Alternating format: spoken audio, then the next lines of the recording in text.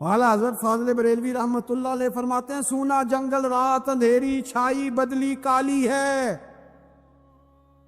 سونے والوں جاگتے رہنا چوروں کی رکھوالی ہے۔ سونے والوں جاگتے رہنا چوروں کی، یہاں تو لوگ ہمارے عقائد کو تباہ کر رہے ہیں، صحابہ اور اہل بیت کے بارے میں، حضور کی نسبتوں کے بارے میں، اور ہمیں فکر نہیں ہے۔ اتنی دور لے جایا جا رہا ہے، اتنا فکری انتشار نہیں کہا۔ حضرت ربیعہ بن کعب کی وہ حدیث تو سارے لوگ سناتے ہیں کہ وضو کرایا کرتے تھے، تو نبی پاک نے فرمایا کچھ مانگ لے۔ انہوں نے جنت میں نبی پاک کا پڑوس ہی مانگ لیا، یہ بخاری میں موجود ہے۔ لیکن وہ والی حدیث بھی پڑھو کہ جب نبی پاک نے انہیں کہا کہ ربیعہ تو مجھے وضو کراتا رہتا ہے، شادی کیوں نہیں کرتا؟ حضور نے نہیں فرمایا کہ اس کا ذاتی معاملہ ہے، میں شادی کراؤں گا، میں اس کام میں کیوں آؤں گا، شادی کیوں نہیں کرتا؟ اس کی حضور کوئی کاروبار نہیں، کوئی معاملہ نہیں، کوئی رنگ روپ نہیں، اور آپ کی خدمت سے بھی رک جاؤں گا۔ کہتے ہیں حضور خاموش ہو گئے۔ اگلے دن پھر پوچھا نکاح کیوں نہیں کرتے؟ میں نے کہا حضور نہ کاروبار ہے، نہ گھر ہے، نہ مکان ہے، نہ رنگ روپ ہے، کون رشتہ دے گا؟ جب میں یہ کہہ کے باہر نکلا نا حضور خاموش ہو گئے، تو میرے دل میں خیال آیا ربیعہ تو بحث کیوں کرتا ہے؟ اور ان کو بتاتا ہے جنہیں اللہ نے سارا کچھ ہی عطا فرمایا ہوا ہے۔ حضور کہتے ہیں شادی کیوں نہیں کرتا؟ تو چپ کر کے کہہ دے محبوبہ جیسے دل کرتا ہے ویسے کر دے، تم آگے سے دلیلیں دیتا پھرتا ہے۔ یہ بھی کو بات ہوئی۔ فرماتے ہیں اگلے دن میں نے ارادہ کر لیا، حضور نے اگر آج کہا تو کہہ دینا یا رسول اللہ جیسے دل لو کرے۔ میں نے وضو کرایا، میرا خیال تھا حضور یہاں روک کے کہیں گے، یہاں روک کے کہیں گے، پر حضور نے آج بات ہی کوئی نہ کی۔ میں دیر تک سوچتا رہا یہاں کہیں گے، یہاں کہیں گے، پر آج حضور نے بات ہی نہ کی۔ میں پچھتا رہا تھا کہ 2 دن موقع ملا، میں نے ضائع کر دیا۔ فرماتے ہیں وضو پورا کرا کے جب میں باہر نکلا، دروازے تک پہنچا تو محبوب نے آواز دی، بات سن۔ میں ٹھہر گیا، فرمایا شادی کیوں نہیں کرتے؟ کہتے ہیں میرا تو دل پھولوں کی طرح کھل اٹھا۔ میں نے کہا یا رسول اللہ جیسے دل کرتا ہے کرا دے۔ نبی پاک علیہ الصلوۃ والسلام نے فرمایا فلاں قبیلے کے سردار کے پاس جا، اسے کہا اپنی بیٹی کا نکاح تیرے ساتھ کر۔ کہتے میں گیا، تھوڑی دیر کے لیے توقف کیا انہوں نے، لیکن پھر وہ راضی ہو گئے۔ میں واپس آیا، سنو یہ بھی اس کا ذاتی معاملہ ہے، لیکن نبی پاک نے دیکھا کہ اس کو ضرورت ہے میری، اس کا نکاح نہیں ہو رہا، گھر نہیں آباد ہو رہا، تو حضور نے پورا کردار ادا کیا۔ میرے محبوب کریم علیہ الصلوۃ والسلام نے حضرت حارثہ بن نعمان کو بلایا، فرمایا تیرا ایک مکان خالی ہے؟ کہ یا رسول اللہ ہاں۔ فرمایا یہ میرے ربیعہ کو دے دے، اس میں رہا کرے گا، دلہن کو لائے گا۔ حضرت بریدہ اسلمی کو بلایا، فرمایا ایک کھجور کی گٹھلی کے برابر سونا چاہیے۔ یا رسول اللہ کس لیے؟ فرمایا میرے اس غلام نے اپنی بیوی کو حق مہر دینا ہے۔ حضرت سیدنا عثمان غنی کو بلایا، تیسرے صحابی، فرمایا ایک مینڈے کا بندوبست تو نے کر کے دینا ہے۔ حضور کس لیے؟ فرمایا میں نے اپنے غلام کا ولیمہ کرنا ہے، بکرے کا بندوبست کر۔ ساری تیاریاں کر کے دیں۔ حضرت ربیعہ کہتے ہیں جب میں دلہن بیاہ کے گھر لایا تو میرے دوست یار رشتہ دار مبارک دینے آئے، کہنے لگے تیری کیا بات ہے، شادی بھی اعلیٰ خاندان، ولیمہ بھی، اور کھجور کی گٹھلی کے برابر حق مہر بھی۔ تو حضرت ربیعہ رو پڑے، فرمانے لگے میں تو کالا کلوٹا حبشی غلام تھا، سلام بھی کوئی نہیں لیتا تھا، مجھے مبارک نہ دو، میرے مصطفیٰ پہ درود و سلام پڑھو۔ یہ سارا حضور کا کرم ہے۔ کہتے ہیں اس کا ذاتی معاملہ ہے، بھئی سارا دن تیرے ساتھ رہتا ہے، اٹھتا بیٹھتا ہے، تیری نوکری کرتا ہے، تو نے کبھی پلٹ کے دیکھا ہی نہیں، تو نے کبھی اشک شوئی نہیں کی، تو نے اتنا ٹائم ہی نہیں دیا کہ تیرے کندھے پہ سر رکھ کے رو سکے، تیری توجہ ہی نہیں۔ نبی رحمت علیہ السلام دائیں بائیں والوں، آگے پیچھے والوں کا خیال رکھتے، جہاں جس کو ضرورت ہوتی حضور اس کی ضرورت میں پہنچتے، اشک شوئی کرتے، نبی پاک پیار کرتے۔ کہتے ہیں اس کا ذاتی معاملہ ہے، میں کیا کروں؟ سنو حضرت جابر بن عبداللہ رضی اللہ تعالیٰ عنہ کے جو والد تھے نا حضرت عبداللہ بن عمر رضی اللہ تعالیٰ عنہ، وہ اعلیٰ ترین احد کے شہید ہیں کہ نبی پاک فرماتے ہیں رب کریم نے خود ان سے گفتگو فرمائی ہے، خود ان سے گفتگو کی اللہ تبارک و تعالیٰ نے۔ حضرت جابر بن عبداللہ کے والد عبداللہ بن عمر احد میں شہید ہو گئے تھے۔ 6 یا 10 بہنیں تھیں ان کی، قرضے چڑھ گئے، کاروبار میں نقصان ہو گیا۔ ضروری نہیں کہ کوئی آدمی دھوکے باز ہی ہو تو وہ مقروض ہوتا ہے، یہ ضروری نہیں۔ تلک الایام نداولها بین الناس، اللہ لوگوں کے دن پھیرتا ہے، حالات تبدیل کرتا ہے۔ اب سیابی پہ کچھ شک کر سکتا ہے؟ لیکن حضرت جابر کہتے ہیں اتنا قرضہ چڑھ گیا کہ ایک ایک بال میرا قرضے میں ڈوب گیا۔ قرضے بڑے دینے تھے، مقروض آتے، تنگ کرتے۔ خود نبی کریم علیہ السلام نے فرمایا ہے کہ جو مقروض ہوتا ہے وہ قیدی ہوتا ہے، جب تک قرض دے نہیں لیتا اتنی دیر تک وہ آزاد نہیں ہوتا۔ حضرت جابر ابن عبداللہ کہتے ہیں میرے باغ میں کھجوریں پکی تھی، یہ بخاری میں بھی ہے، کنز المال میں بھی ہے، ابن کثیر میں بھی ہے، امام حلبی نے سیرت حلبیہ میں لکھا ہے، بیسیوں درجنوں کتابوں میں آپ کو روایت ملی۔ فرمانے لگے کھجوریں جب میری پک کے تیار ہو رہی تھی تو مقروض جب پیسے لینے آتے تو میں کہتا قرضے یہ کھجوریں پکتی ہیں تو دیتا ہوں۔ یہ ہم پنجاب کے لوگ کیا کہا کرتے تھے، ہاڑی سونی جی، یہاں چاول کی فصل پہ، یہاں گندم کے، ہم نے تو کپڑے لیے ہوتے تھے ادھار دکانوں سے کہ فصل پکتی ہے تو پھر دے دیتے ہیں، کہ کھجوریں پکتی ہیں تو دیتا ہوں۔ فرماتے پتہ مجھے بھی تھا کھجوریں زیادہ تھوڑی ہیں اور جن کے پیسے دینے ہیں وہ پیسے، فرماتے ہیں کھجوریں پک گئی، اتاری تو یہ تو 11 گنا بھی اور ہو تب بھی قرضہ نہیں اترتا۔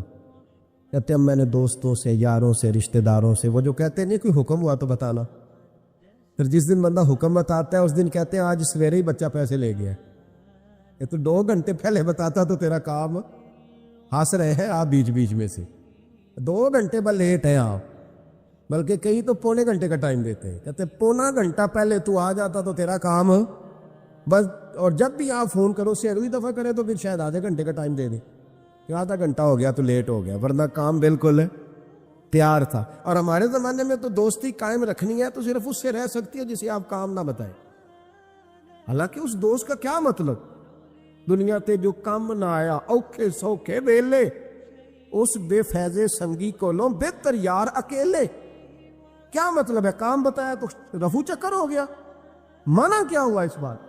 میرے رسول کائنات علیہ السلام کے صحابی کہتے ہیں سب سے کہا پر کسی نے نہ سنی، جب میں تھک گیا نا تو میں دروازہ رسول پہ چلا گیا، یا رسول اللہ یا رسول اللہ یا رسول اللہ، حضور قرضے زیادہ ہیں، کھجوریں کم ہیں، یہودیوں کے پیسے ہیں وہ مانتے نہیں، نبی پاک نے فرمایا ان سے کہو تھوڑے تھوڑے لے لیں باقی پھر دے، حضور نہیں مانتے۔ حضور کہہ سکتے تھے سلمان جاؤ بات کر کے آؤ، جاؤ بلال صہیب جاؤ، کون جاتا ہے مقروضوں کی سفارش کرنے، کہتا ہے بھائی میں نہیں بیچ میں آؤں گا، اتنے پیسے اوہو، میں اپنے موبائل فون بند کر جاتے، کو پوچھے نہ۔ لیکن نبی کریم علیہ السلام نے فرمایا سنو، خود رسول پاک، خود نبی پاک نے، حضور نے فرمایا چل میں تیرے ساتھ چلتا ہوں، چل میں تیرے ساتھ چلتا ہوں، مقروض کے ساتھ، امیر کے ساتھ نہیں، اس کے ساتھ نہیں جس نے پیسے لینے ہیں، بلکہ حضور مقروض کے ساتھ، گرے ہوئے کے ساتھ چلے، چل میں چلتا ہوں۔ یہودی تک گئے، فرمایا کچھ لے لے، یہ بیچارہ دھوکے باز نہیں الجھ گیا ہے، غربت، کچھ لے لے باقی پھر دے دیں گے۔ کہنے لگا سارے ہی لینے ہیں۔ جب اس نے بات نہ مانی تو پھر یہ اللہ کے رسول ہے نا۔ اعلیٰ حضرت فرماتے ہیں میرے کریم سے گر قطرہ کسی نے مانگا، دریا بہا دیے، دربے بہا دیے۔ یہ دربے کیا ہوتے ہیں؟ یہ مجھے پوچھا تھوڑے دن پہلے ایک شخص نے، آپ سنتے رہتے ہیں نا شعر، آپ تو ترجمہ پوچھتے ہی نہیں نا، کبھی پوچھ لیا کریں کہ اس کا معنی کیا ہے، کبھی پرچی لکھ لیا کریں تاکہ کوئی جب آپ سے پوچھے تو یہ دربے کیا ہے۔ لفظ دربے ہے ہی نہیں، اصل میں اعلیٰ حضرت کو پڑھتے نہیں نا لوگ، انہیں پتہ ہی نہیں وہ بات کتنی اعلیٰ، یہ لفظ دربے نہیں ہے۔ اعلیٰ حضرت کہتے ہیں میرے قریب سے گر قطرہ کسی نے مانگا، دریا بہا دیے ہیں، در بے بہا دیے۔ در علیحدہ ہے اور بے بہا، در کہتے ہیں ہیرے کو، ایک معنی ہیرا ہے، در بے بہا، بے بہا کی تو سمجھ آتی ہے نا، در بے بہا دیے ہیں یعنی ہیرے بے بہا دیے ہیں اسے۔ اب سمجھ آئیے بات کی، دریا بہا دیے ہیں، در بے بہا دیے ہیں، یہ معنی ہے شعر کا۔ تو جب وہ نانا مانا یہودی، تو نبی کریم علیہ الصلوۃ والسلام فرمانے لگے نہیں تو پھر پورے لینے ہیں؟ کہنے لگا جی پورے لینے ہیں۔ حضور فرمانے لگے کل آ جانا، سارے دے دیں گے، پورے پیسے تیرے ملیں گے، تو آ جانا۔ حضرت جابر ابن عبداللہ کو حضور نے فرمایا کھجوریں اتار کے نا تو اپنے باغ میں ڈھیر لگا اور میں آیا۔ حضرت عمر حدیث کے راوی ہے، فرماتے ہیں بس رسول پاک چل پڑے، حضور نے کندھے پہ رومال رکھا، حضور چل پڑے۔ کوئی چٹائی نہیں بچھائی، حضرت جابر کہتے ہیں، کوئی صوفہ نہیں رکھا، وہ پھولوں کے ہار نہیں۔ حضور آئے، 2-3 چکر میرے باغ کے لگائے اور کھجوروں کے ڈھیر کے پاس بیٹھ گئے۔ فرمایا بلا جس کے پیسے دینے، بلا، اب تنگی یہ داماں پہ نہ جا، اور بھی کچھ مانگ، بلا۔ فرماتے بندے کو بلایا، حضور نے فرمایا کتنے پیسے؟ حضور اتنے درہم دینار ہے۔ فرمایا کھجوریں تولتا جا اور دیتا جا۔ فرماتے میں دیتا گیا، میں نے کہا حضور اس کے پیسے پورے ہو گئے۔ حضور مسکرا کے فرمانے لگے چل 4-5 کلو کھجوریں اضافی دے دے، کوئی عرض نہیں۔ کہتے ہیں وہ بھی دے دی۔ حضور نے فرمایا بلا دوسرے کو، فرمایا اس کو بھی بلایا، تولتا گیا، دیتا گیا، حضور پورے ہو گئے۔ نبی کریم علیہ الصلوۃ والسلام نے فرمایا چل 4-5 کلو کھجوریں زیادہ دے دے۔ کہتے ہیں قرضے بھی دے دیے، 5-5 کلو کھجوریں بھی زیادہ دے دی۔ محبوب اٹھے، کچی زمین پہ بیٹھے تھے، حضور نے لباس مبارک کو جھاڑا، رومال کندھے پہ رکھا، فرمایا میں مسجد جا رہا ہوں، وہاں آ کے مجھے خبر دینا، وہاں آ کے مجھے بتلانا کہ جب میں آیا تھا تب کھجوریں زیادہ تھی کہ جب واپس گیا ہوں تب زیادہ ہے۔ وہاں مجھے آ کے اطلاع دینی ہے، بتانا ہے مجھے، وہاں آ کے میں جا رہا ہوں، مجھے بتانا ذرا وہاں آ کے۔ حضرت جابر ابن عبداللہ کہتے ہیں میں نے کھجوریں تولی، میں تھک گیا، میں تھک گیا، ڈھیر تو چھوٹا تھا پر وزن ہی بڑا نکلا۔ کہتے ہیں میں تھک گیا، جتنی دی تھی نا اس سے زیادہ تول کے باقی پڑی رہنے دی۔ میں مسجد میں گیا، ذرا لفظ سننا حدیث کے، کہتے ہیں مسجد میں گیا، جا کے عرض کی یا رسول اللہ میں تول آیا ہوں، جب آپ آئے تھے تھوڑی تھی اور جب واپس آئے ہیں تو کئی گنا بڑھ گئی ہیں۔ حضور نے پتہ کیا فرمایا؟ فرمایا یہ بات نا جو تو نے مجھے بتائی ہے، یہ بات ذرا میرے عمر فاروق کو بھی بتا، عمر بڑا راضی ہوگا، عمر کو بھی بتلا یہ بات۔ گویا نبی پاک کے معجزات کی، فضائل کی، شمائل کی باتیں جب بتائی جاتی تھیں صحابہ کے دل ٹھنڈے ہوتے۔ عمر کو بھی بتا، عمر راضی ہوں گے۔ جناب جابر ابن عبداللہ رضی اللہ تعالیٰ عنہ فرماتے ہیں میں حضرت عمر کے پاس گیا، میں نے کہا عمر میری یہ رائے تھی کہ جتنی میری کھجوریں ہیں 11 گنا اور بھی اتنی ہو تو پھر بھی قرضہ نہیں اترتا، لیکن سارے قرضے بھی اترے، 5-5 کلو کھجوریں بھی زیادہ دے دی اور پہلے سے زیادہ کھجوریں پڑی ہیں۔ تو کہتے ہیں حضرت عمر کی آنکھیں روشن ہو گئی، چہرہ مسکرانے لگا، کہنے لگا تو اب بتا رہا ہے نا، اب واپس آ کے رزلٹ سنا رہا ہے، تو صحابہ سے پوچھ لے جب نبی کریم گئے تھے تو میں نے اسی وقت کہا تھا، حضور کے جاتے ہی میں نے کہا تھا اب دیکھنا رب کریم جابر بن عبداللہ پر ساری ہی رحمت نازل فرما دے، اللہ ہر قسم کا کرم فرمائے گا، خیر ہی خیر ہو جائے گی، دیکھ لے میں نے پہلے بتلا دیا۔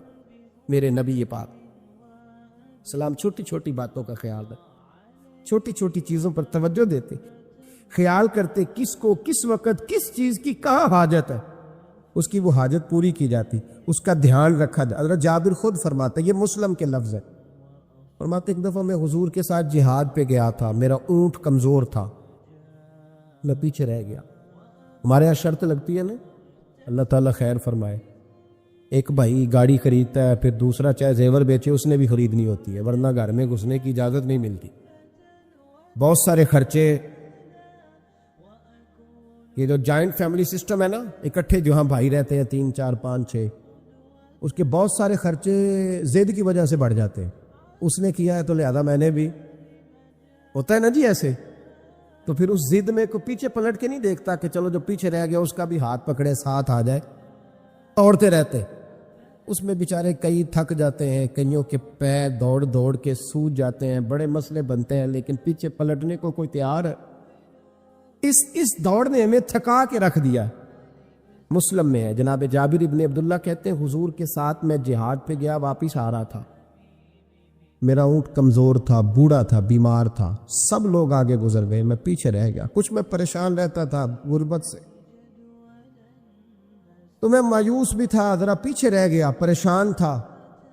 فرماتے ہیں نبی پاک نے نا 2-3 دفعہ پلٹ کے دیکھا، ادھر دیکھو، میں نے اپنی زندگی میں بڑے لوگ دیکھے ہیں، وہ امیروں میں چلے گئے، پیچھے پلٹ کے انہوں نے غریبوں کو کبھی نہیں دیکھا کہ وہ ایک دوست ہوتا تھا ہمارا جو ماڑا ہے، غریب ہے، پلٹ کے نہیں دیکھا۔ کہتے ہیں نبی کریم علیہ الصلاۃ والسلام نہ آگے گئے، سب سے آگے، حضور نے 2 4 5 دفعہ نہ پیچھے پلٹ کے دیکھا۔ جابر ابن عبداللہ کہتے ہیں جب میں نظر نہ آیا تو میرے محبوب کا انداز کریمانہ دیکھیں، حضور اعلانیہ فرمانے لگے، بھئی مجھے جابر نہیں نظر آ رہا۔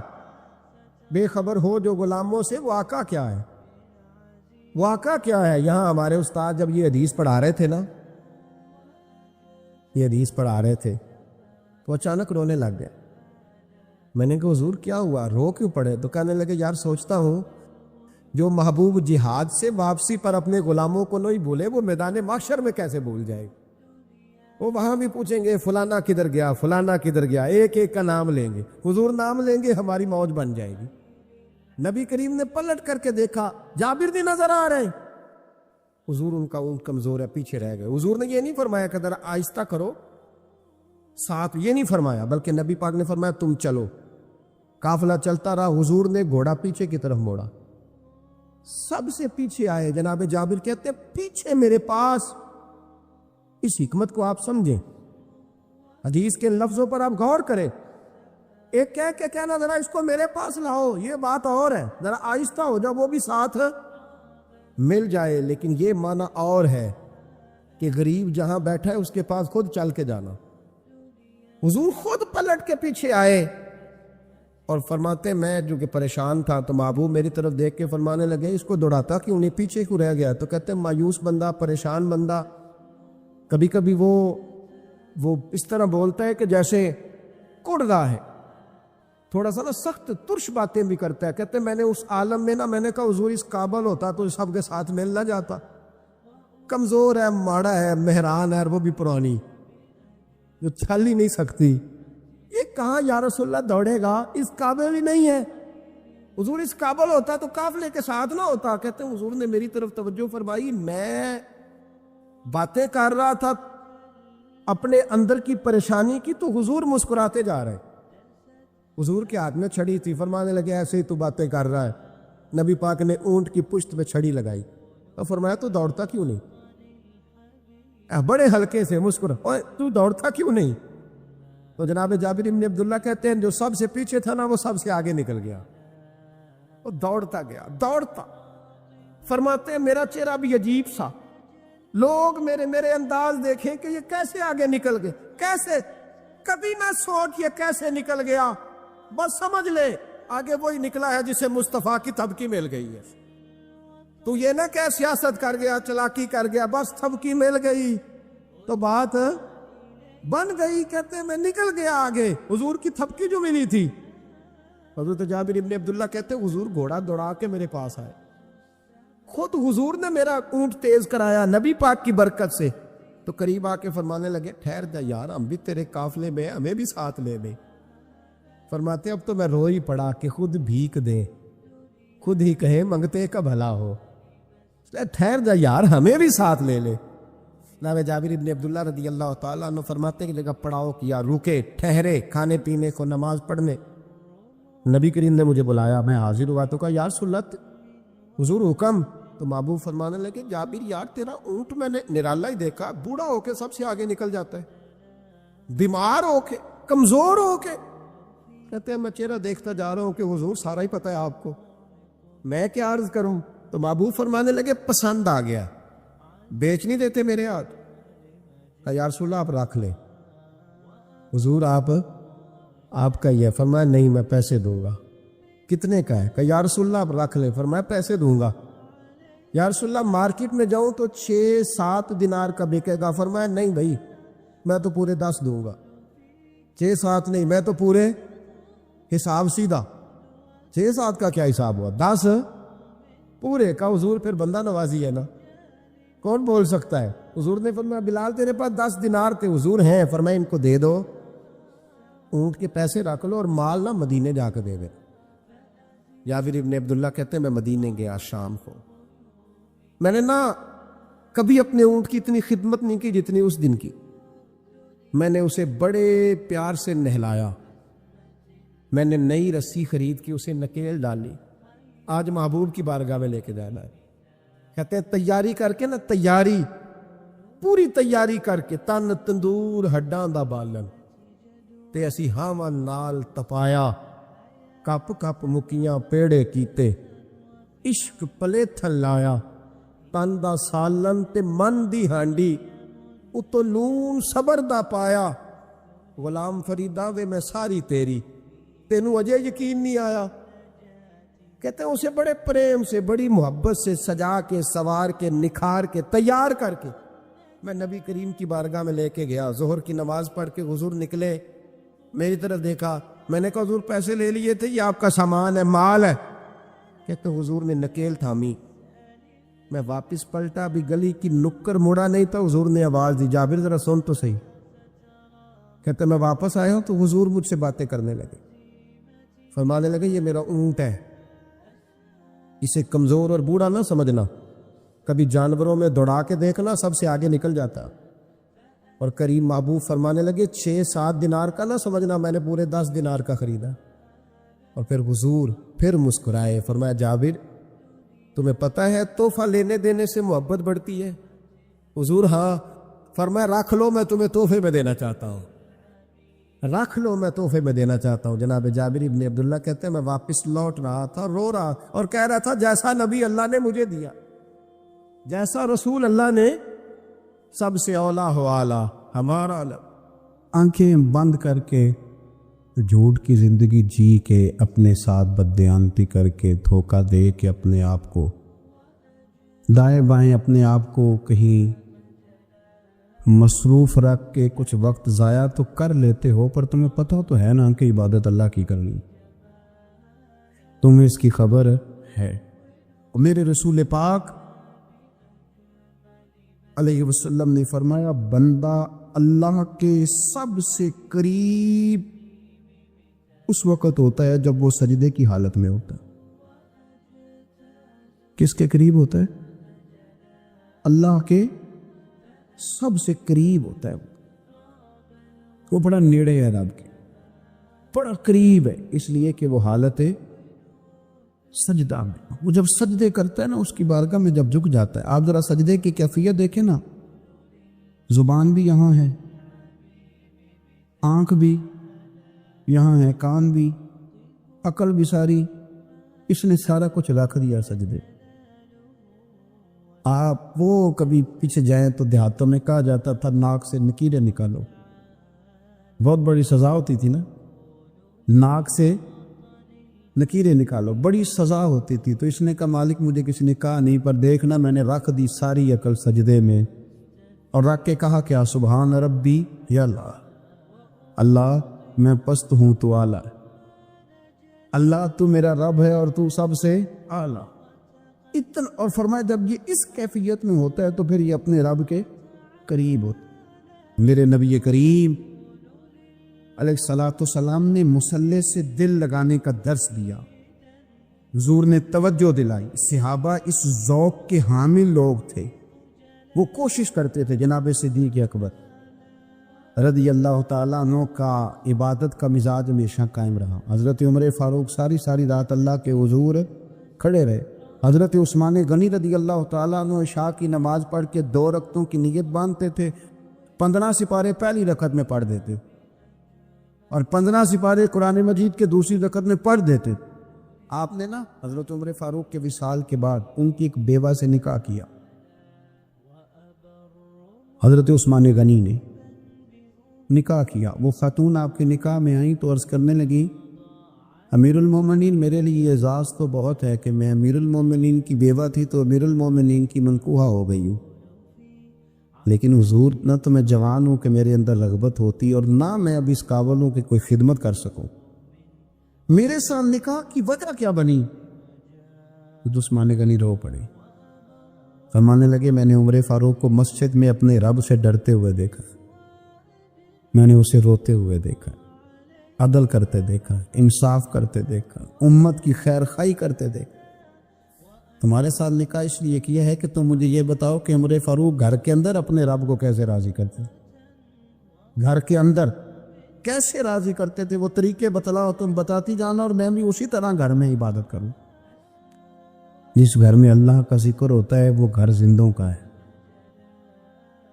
اور جس گھر میں رب کریم کا ذکر نہیں ہوتا وہ گھر زندوں کا نہیں ہے۔ گھر نا ہم نا کتابوں میں پڑھتے ہیں کہ بزرگ کہتے ہیں، حضرت فضیل بن عیاض کہتے ہیں کہ میں ایک گلی سے گزر رہا تھا تو گھر کے اندر کسی قاری صاحب نے قرآن کی آیت پڑھ دی، ولی من خاف مقام ربہ جنتا، میں تو میرے کانوں سے ٹکرائی تو اللہ نے میری کایا ہی پلٹ دی، میں توبہ کر گیا۔ اب گھر کے اندر سے آواز آئے تو صحیح نہ تلاوت کی، پر اندر سے آواز آتی نہیں، یا ڈیک بجنے کی آواز آتی ہے، یا ٹی وی چلنے کی آواز آتی ہے، یا دھوم مچانے کی آواز آتی۔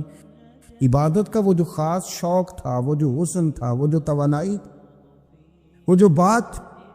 ایک جگہ پہ ہم بیٹھے تھے تو وہاں ایک صاحب آئے اور انہوں نے آتے ہی کہا کہ مہربانی کریں ذرا مجھے مصلی دے دیں، میرے نہ کچھ نفل رہ گئے۔ تو میں نے وضو کر لیا تو کوئی مصلی مل جائے، مصلی انہیں دے دیا گیا، وہ مصلی لے کے چلے گئے۔ تو پیچھے ایک صاحب نے تبصرہ کیا کہ انہوں نے کتنا ریاکار بندہ ہے، لوگوں کو دکھا رہا ہے کہ میں نفل پڑھتا ہوں، ہے کو بات کرنے والی۔ میں نے اسے کہا تو مہربانی کرنا، اس طرح کی ریاکاری تو بھی کر، پکڑ مصلی اور جا تو بھی تھوڑی ریاکاری کر کے آ، اٹھ ذرا شکر کر، کوئی یہ ریاکار بھی ملا ہے، کوئی نفل پڑھ کے ریاکاری کر رہا ہے۔ اللہ کا میں کہتا ہوں کو پڑھے تو صحیح نہ، یا یہ کوئی دور ہے نفل پڑھنے کا؟ اس میں تو لوگوں کا مزاج ہی نہیں، طبیعت ہی نہیں۔ میں نے کہا چل مہربانی کر یہ دے مصلی اور تو بھی جا تھوڑی سی ریاکاری کرو تو صحیح نا، مزاج ہی نہیں، ذوق۔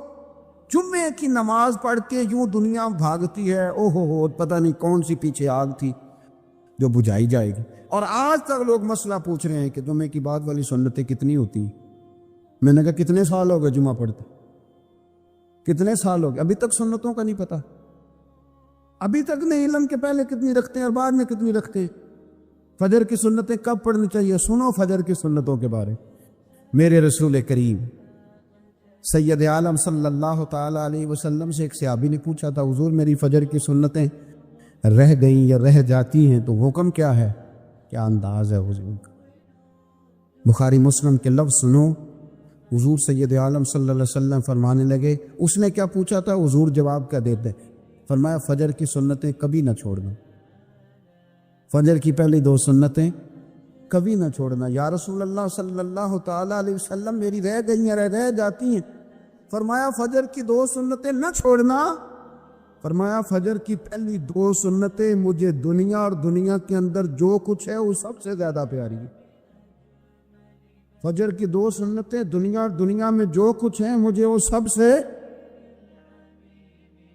زیادہ پیاری ہے، اس لیے فجر کی سنتیں نہ چھوڑ۔ اپنا ذوق، اپنی طبیعت، ہم نے نا ذوق غلط بنا لیا۔ اگر 20 بندے کہہ بھی دیں گے تو نے بڑی شاندار تلاوت کیا تو کیا اس سے بنے گا؟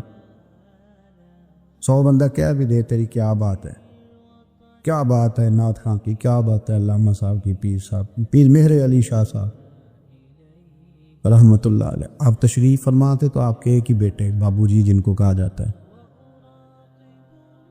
جس دن صاحبزادے پیدا ہوئے تو خادم نہ وہاں سے نکلا۔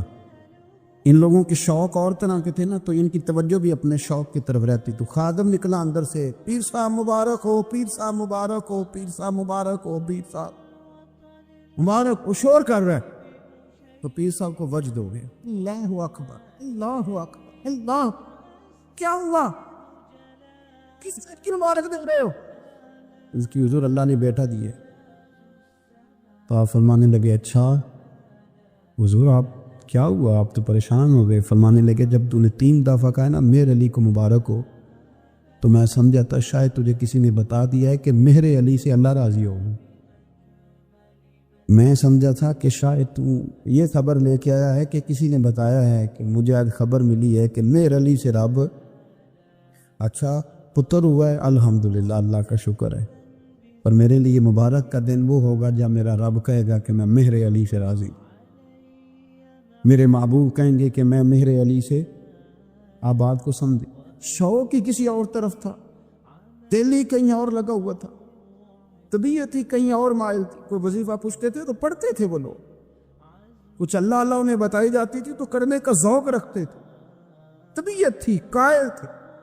حضرت ربیع کہتے ہیں میں بڑی دور سے سفر کر کے گیا حضرت اویس کرنی سے ملنی، بڑی دور سے، اور جب میں پہنچا تو فجر کا وقت تھا، تو حضرت اویس کرنی کو میں نے پا لیا، تو وہ نماز پڑھ کے نا قرآن شریف لے کے بیٹھ گئے۔ فرماتے ہیں اشراق چاشت کا وقت ہوا تو نفلوں کی نیت باندھ لی۔ محدث ابن الجوزی نے لکھا ہے، فرماتے ہیں پھر جب زوال کا وقت ہوا تو مسجد میں جھاڑو دینے لگ گئے۔ زور کی نماز پڑھ کے تو عصر کی تیاری تک وہ مسجد میں بیٹھے رہے، اور میرے نبی پاک علیہ السلام نے فرمایا جو نماز کے انتظار میں بیٹھا ہو وہ نماز ہی میں ہے، وہ نماز ہی میں ہے۔ فرمایا میری دنیا، میری امت کی جو رہبانیت ہے نا وہ اتنی ہے کہ نماز کا انتظار کرے، اذان کے بعد نماز کا یہ راہب ہے، یہ اس وقت چھوڑ کے بیٹھے ہیں ذرا۔ فرماتے ہیں عصر تک انہوں نے اللہ اللہ کی، پھر مغرب تک کی، عشاء کی نماز ہوئی تو نماز پڑھی تو وہ تھک گئے۔ اب مجھے وہ فارغ ہوں مصلی چھوڑے تو میں ملاقات کروں نا، کہ آپ حیران نہ ہو کہ اتنی دیر بندہ کیسے اللہ اللہ کر، ہم نے کی نہیں نا اس لیے ہم پریشان ہیں۔ جو عادی ہوتے ہیں وہ کر بھی لیتے ہیں، وہ یہ کام، میری بات کو سمجھ آ رہے ہیں؟ جب جاتے ہو کسی دفتر میں تو 8 گھنٹے کھڑے رہ لیتے ہو نا، مجبوری ہوتی ہے تو کھڑے رہا جا سکتا ہے۔ پاسپورٹ کا دفتر بولیے، امیگریشن کی لائنوں میں، اور میں نے تو ایمبیسیوں میں بندے 12 گھنٹے پہلے جا کے کھڑے دیکھے، رہ لیتے ہیں کھڑے۔ تو اگر ان کاموں کے لیے رہا جاتا ہے تو اللہ رسول کے لیے بھی کھڑے رہا جا سکتا ہے۔ تو فرمانے لگے کہ جب عشاء کی نماز کے بعد آخر انسان سے تھک گئے، نیند کا غلبہ ہوا تو تھوڑی ایسے آنکھ بند ہوئی تو کھلی تو رونے لگے۔ حضرت ویسے کر دیا، رو کے گانے لگے مالک مجھے غافل تو نہ کر، ابھی میں نے کیا بھی کچھ نہیں، دن ختم ہو گیا، کوئی نفل نہیں، کوئی اللہ اللہ نہیں، اللہ مجھے غافل نہ کر، میری مدد فرما۔ فرماتے ہیں جب وہ روئے تو میرے ساتھ جو شخص تھا میں نے کہا اٹھو چلیں، کہنے لگا حضور ملنا نہیں، فرمایا جو میں لینے آیا تھا وہ مجھے مل گیا ہے، جو میں ان سے سیکھنے آیا تھا وہ مجھے نصیب ہو گیا، اب اور میں نے کیا لینا، ختم ہو گئی بات، اٹھو چلیں۔ اللہ کے بندوں نے حضرت ربیع بن کعب اسلمی رضی اللہ تعالیٰ عنہ فرماتے ہیں، کہتے ہیں جب بنو قریظہ اور بنو نذیر یہودیوں کے ساتھ حضور علیہ السلام نے جنگ کا اعلان فرمایا تو وہ دشمن ہو گئے، ہمیں خطرہ تھا کہ وہ رات کو کہیں محبوب کو تکلیف نہ دیں، تو کچھ لوگ نا تلواریں لے کے نبی پاک کے دروازے پہ پہرے داری کرتے تھے۔ گن مین رکھنا حرام نہیں، اگر کسی کو واقعی خطرہ ہو تو اس کے لیے سنت بھی ہے۔ حضرت علی المرتضیٰ تلوار لے کے حضور کے گھر کا پہرا دیتے تھے۔ حضرت ربیع بن کعب اسلمی رضی اللہ تعالیٰ عنہ فرماتے ہیں کہ رات میری ڈیوٹی تھی کہ میں حضور کے گھر کا پہرا دوں گا، تو فرماتے ہیں میں باہر سن رہا تھا، ساری رات ہی میرے نبی پاک نے اللہ کی تسبیح پڑھی، ساری رات، کبھی تسبیح، کبھی تہلیل، کبھی تحمید، کبھی تکبیر، ساری رات۔ فرماتے ہیں ساری رات حضور پڑھتے رہے اور ساری رات ہی میں سنتا رہا، مجھے اونگ آ گئی، میری آنکھ لگ گئی، حضور ابھی پڑھ رہے تھے، میں تھک کے سو گیا، اور فرماتے ہیں جب میری آنکھ دوبارہ سے کھلی تو میرے کانوں میں پھر کوئی چیز گونجی، تو میں نے کان لگایا تو میرے حبیب ابھی بھی اللہ کو یاد کر رہے۔ ساری رات حضور رب کی عبادت کرتے، اسی لیے تو کہا یا ایھا المزمل قم اللیل الا قلیلا، حبیب ساری رات تو نہ جاگا کر، تھوڑا آرام بھی کر لیے گا۔ میرے بھائی اپنا مصلی، اپنی عبادات، اپنے وظائف، اللہ اللہ جو آپ نے کسی سے سیکھی ہے اس کو کبھی کمزور نہ ہونے دیں۔ شجرہ شریف جو کسی بزرگ سے آپ لے لیتے ہیں تو کیا رسم ہے کوئی؟ اس پہ کچھ لکھا ہوتا ہے، وہ پڑھنے کے لیے دیا جاتا ہے، اس پہ لکھا ہوتا ہے کہ یہ اللہ اللہ آپ نے کرنی ہے۔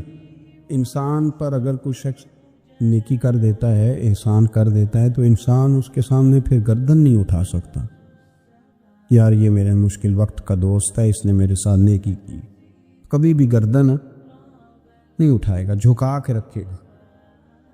تو اگر عام کوئی نیکی کر دے تو اس کے سامنے انسان کبھی گردن نہیں اٹھاتا، تو جو رب ساری نعمتیں عطا فرمائے، جو کہے کہ تیری تخلیق میں نے کی، تجھ سے پہلوں کو بھی پیدا میں نے کیا، تیرے لیے زمین کا بچھونا بھی میں نے بچھایا، آسمان کی چھت بھی میں نے لگائی، تیرے لیے زمین سے ساری اناج کو، پھل کو، کھیتیوں کو نکالا بھی تیرے لیے۔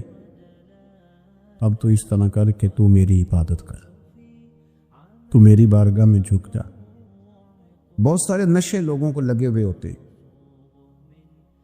ہر آدمی کوئی نہ کوئی نشہ کرتا ہے، کوئی دولت کا کرتا ہے، کوئی شہرت کا کرتا ہے، کوئی اپنی تعریف کا نشہ کرتا ہے، دو چار لوگوں سے تعریف سن کے مطمئن ہو جاتا ہے۔ ناراض تو نہیں ہوگی اس جملے سے؟ آپ کرتے ہیں لوگ دولت کا نشہ، یہ جب نقصان ہوتا ہے تو بندے بیمار نہیں ہو جاتے؟ پیسے ڈوب جاتے ہیں تو لوگ بیمار نہیں ہو جاتے؟ تو اس کا مطلب یہ ہوتا ہے کہ نشہ ٹوٹ گیا ہے۔ اب بہک ہوئے ہیں نا تھوڑے سے تو کانپتے ہیں، تڑپتے ہیں، پریشان۔ نشہ ہی اسی طرح ہی کرتا ہے نا، نہیں ملتا تو پریشان ہوتا ہے۔ یہ سارے نشے ہیں، مختلف قسم کا نشہ۔ اب مانتے نہیں اس بات کو، تسلیم نہیں کرتے، کیونکہ تسلیم کرنا بڑا مشکل کام ہے۔ اس کے لیے تو بڑی ساری چیزیں جو ہے وہ دبوچ کے اور بڑی سارے رستے پھلانگ کے آنا پڑتا ہے، تو بڑا مشکل ہے ماننا، ورنہ کرتے ہیں ہم، ہمارا مزاج ہے۔ یہ گھومنے پھرنے کا، دنیا دیکھنے کا بھی ایک نشہ ہے، یہ بہت ساری باتیں کرنے کا بھی ایک نشہ ہے، گپ شپ کا بھی ایک نشہ ہے۔ دو چار لوگوں کی جب تک پگڑیاں نہ کھول لیں، بعض لوگوں کو نیند نہیں آتی۔ یہ غیبت کا، چغلی کا، بددیانتی کا، یہ بھی ایک نشہ ہے۔